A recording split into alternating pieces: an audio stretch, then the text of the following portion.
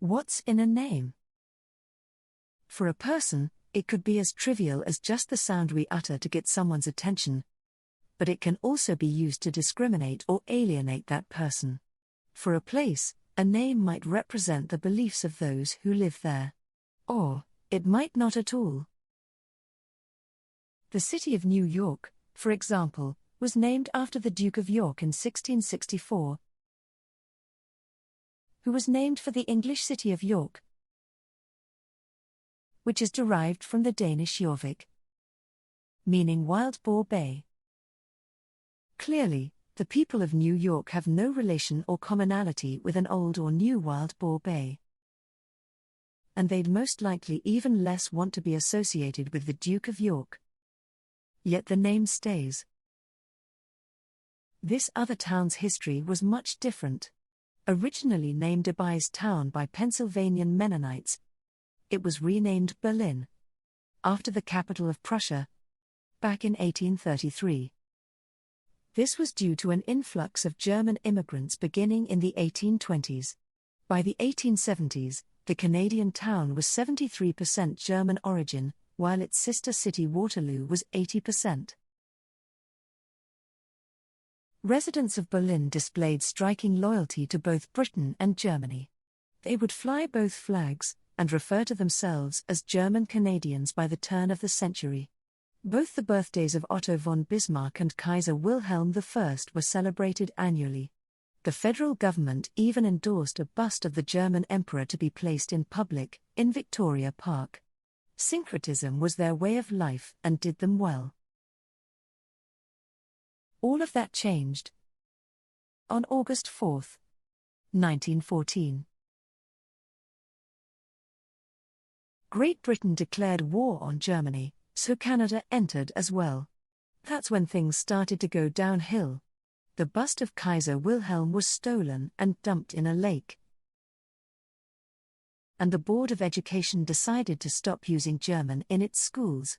Berlin residents were still fervently on the side of the British, but the more actions the Germans engaged in overseas, such as the sinking of the Lusitania, using chemical weapons, and British propaganda, caused non-German Canadians to be wary of the town.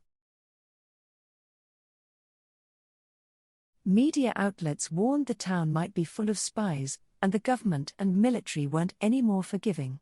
Sergeant Major Granville Blood forewarned, "Be British or be dead." It was soon after, in early 1916, that the 118th Battalion began a recruitment campaign. These rough military men stationed in Waterloo came to town to harass and force as many young men to enlist as they could. So rowdy and unruly was this unit, that they broke the jaw of a local policeman soon after arrival. In February, a group of them ransacked a German social club, trashing it and stealing what they could.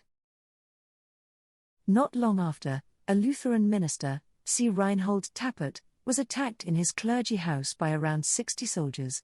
He was then tied up to horses and dragged in the streets, his face bloody and his flesh torn off.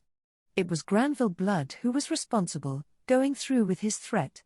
Tappert had continued to preach in German, refused to salute the Union Jack, and questioned anti-German propaganda. He paid the price and was forced to leave town. Because anti-German sentiment was at an all-time high, there were whispers that maybe the name of the town should be changed from Berlin. This was, of course, headed by capital interests, as it was bad for business to have local goods carry the mark of made in Berlin. The movement started to gain traction rapidly with the bourgeois community.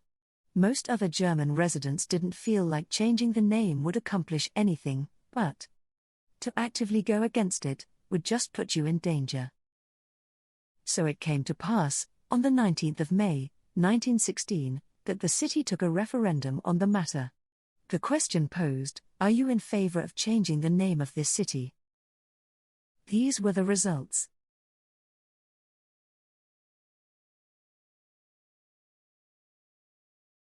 The yes side won with the slimmest of margins, but it might not have been representative. The 118th Battalion soldiers used intimidation tactics to keep many voters away. The battalion then left the city a week later, to head back to Kingston for training. All that was left was to figure out a new name for the city, which was to be voted on as well. The initial options were somewhat ridiculed.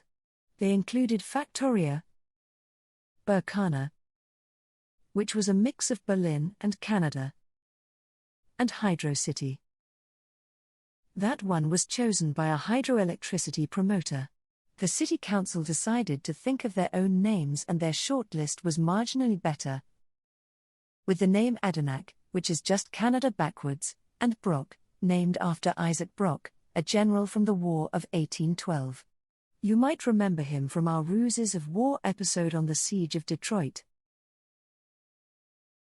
Everything was set, with the names Brock and Adenac on the ballot, along with Corona, Tijuana, and Benton. On June 6, though, news broke out about how Britain's Secretary of State had drowned, after his cruiser hit a mine while traveling to Russia a day earlier. He was Horatio Herbert Kitchener, and his name was immediately added to the list. These were the choices on election day. And these were the results. Turnout was notoriously low, sitting at 18.22%, and a number of voters either wrote in Berlin, to keep the name, or Waterloo, to merge with its twin city. When all was said and done, Kitchener had won by 11 votes. And thus the name was changed to what we know today as Kitchener, Ontario.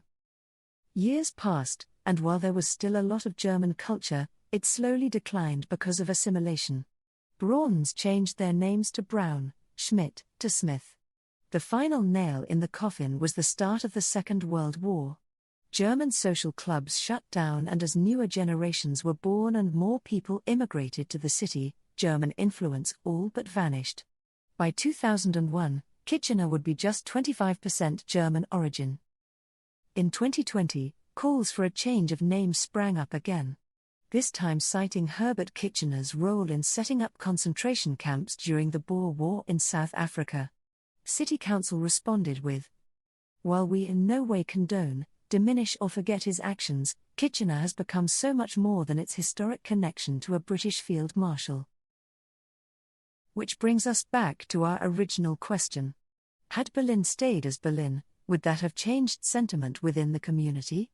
Or how it was viewed by outsiders? And don't the views of others towards you affect your own views?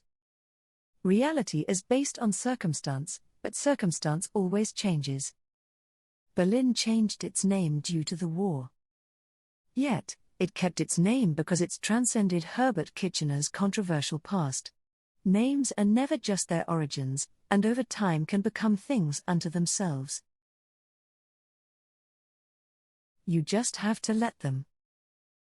Thanks for watching Made in History.